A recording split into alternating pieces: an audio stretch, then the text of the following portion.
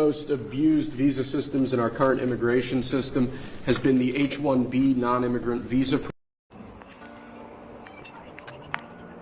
Hello friends, hi.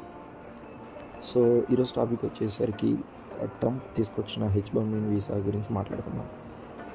యాక్చువల్గా Trump ప్రభుత్వం కొత్త ఆదేశాన్ని కొత్త న్యూస్ అనేది బయటికి రిలీజ్ అయింది. అది అందరికీ తెలిసిందే H-1B వీసా గురించి. ఈ సెప్టెంబర్ 21, 2025 నుండి H-1B వీసా అప్లికేషన్ $10,000 ఫీజు విధించబడనుంది. $1,00,000 ఫీజు విధించబడింది. అంటే ప్రస్తుతం వీసా ఉన్నవారికి లేదా వీసా రెన్యువల్స్కి వర్తించదు. కొత్తగా అప్రూవ్ అయ్యే వాళ్ళకి మాత్రమే ఈ చట్టం ఉంది. బాగా గమనించండి. ఇది ఎవరైతే న్యూగా అప్లికేషన్ తీసుకోవాలి అనుకుంటున్నారో వాళ్ళకి మాత్రమే ఈ చట్టం ఉంది. ఆల్రెడీ H-1B వీసా ఉన్న వాళ్ళకి ఏ ప్రాబ్లం లేదు. ఇంతకుముందు H-1B వీసా అంటే September 21, 2025 before H-1B visa processing charges అనేవి $2,000 నుంచి $5,000 ఉండేవి. ఇప్పుడు ఇది భారీగా ఎక్స్పెక్ట్ చేయలేని విధంగా కాస్ట్ అనేది చాలా పెరిగిపోయింది. సో దీనివల్ల ఇండియా మోస్ట్లీ ఎఫెక్ట్ అయ్యేది ఇండియన్ పీపుల్స్. ఎందుకంటే మన ఇండియాకి చెందిన ఐటీ కంపెనీలు కానీ ఇండియన్ ప్రొఫెషనల్స్ కానీ దీనివల్ల ఎక్కువగా ప్రభావితం అవుతారు. ఎందుకంటే మన ఇండియన్సే ఎక్కువగా అమెరికాలో ఉంటారు. మోస్ట్ ఆఫ్ 40-50% పీపుల్ అమెరికా వాళ్ళు 40-55% మన ఇండియన్సే ఉంటారు అక్కడ.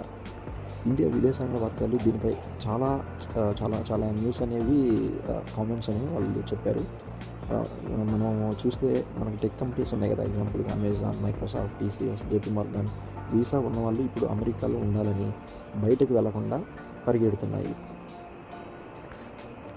జనరల్గా మన డిస్కషన్లో చూస్తే ఇకపై H-1B వీసా తీసుకోవాలంటే భారీగా ఖర్చు పెట్టాలి. ఇలా ఎక్కువగా ఖర్చు పెట్టడం అంటే అది పెద్ద షాకింగ్ విషయం కదా. ఇప్పటికే వీసా ఉన్న వాళ్ళకి మాత్రం టెన్షన్ పడాల్సిన అవసరం లేదు. వాళ్ళపై ఈ కొత్త రూల్ వర్తించదు. కానీ అమెరికాలో జాబ్ కోసం వెళ్ళే మన యువతకు ఇది చాలా డిస్కరేజ్మెంట్. సో ఎందుకంటే ప్రతి ఒక్కళ్ళు H-1B వీసా అమెరికా వెళ్తున్నారంటే ఓన్లీ స్టడీ పర్పస్ కోసం మాత్రమే కాదు కదా. వాళ్ళు అక్కడికి వెళ్ళి జాబ్ చేసి సెటిల్ అవ్వాలి అనే థాట్తోనే వెళ్తారు. అంటే H-1B వీసా మ్యాండేటరీ. సో ఇలా అమెరికా ఇలా సెట్ అయిన ఇంకొక రీజన్ ఏంటంటే వాళ్ళ కంట్రీలో ఉన్న వాళ్ళకి మాత్రమే జాబ్స్కి మెయిన్ ప్రయారిటీ ఇవ్వాలని అమెరికా చేసిన ఇది ఒక ట్రిక్.